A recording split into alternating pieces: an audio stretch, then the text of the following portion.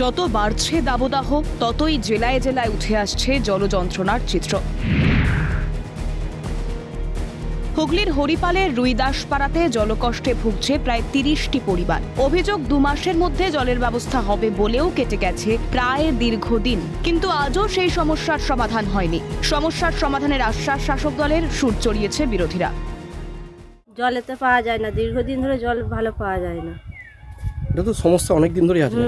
সমস্যা আছে, ওই তো কল তো খুলে ফেলাই হয়ে গেছে, শুধু পাইপটাতে তাতেও জল পড়ে না। হ্যাঁ, এসে দেখে যায় কিন্তু কোনো সমস্যার সমাধান কি বলে তারা বলে হবে, কবে হবে জানি না।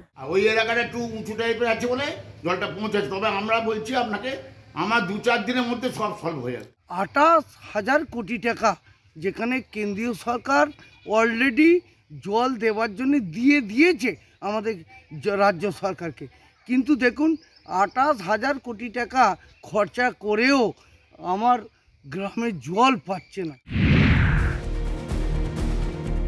জলপাইগুড়ির অরবিন্দ গ্রামের কোথাও কল নেই, আবার কোথাও কল আছে কিন্তু জল নেই। ফলে মাটির নিচে দিয়ে যাওয়া সরকারি জলের পাইপ থেকে সংগ্রহ করতে হয় জল। শাসক দলের তরফে অভিযোগ অস্বীকার করা হয়, বিরোধীদের নিশানায় ঘাসফুল শিবির। জলের পরিস্থিতির অবস্থা খুবই খারাপ, তাও সব কলে তো জল নেই। আমাদের চৌরঙ্গি মোড় থেকে ঘুমটি পর্যন্ত ওখানে একটা কল শুধু চৌরঙ্গি মোড়ে চালু আছে, এখন আমাদের এখানে আসতে হয় জল।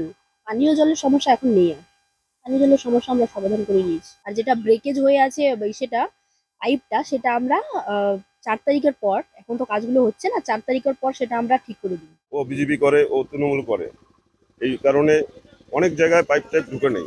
তারপরে জলের তো কল নাই। মুর্শিদাবাদের সাগরপাড়া থেকে সূর্যপাড়া সহ বেশ কয়েকটি এলাকায় কল আছে কিন্তু জল নেই। ফলে জলের সমস্যা গ্রাস করেছে হাজার হাজার মানুষকে। সূর্যপাড়া এলাকায় 2টি সজলধারা আছে, আর তাতেই ঘন্টার পর ঘন্টা লাইনে দাঁড়িয়ে জল সংগ্রহ করতে হয় স্থানীয়দের। ভ্রুক্ষেপ নেই প্রশাসনের।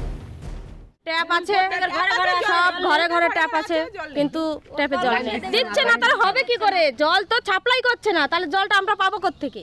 আমাদের গ্রামে জলের সংকট অনেক দিন থেকে, এটা কোনো ব্যবস্থা নেয়নি সরকার, যে জলের সমস্যা অনেক দিন থেকে যোগাযোগ করছি, বলেছে যে দেওয়া হবে, বলছে দেওয়া হবে, একটা টাইম আছে তাই বলছে।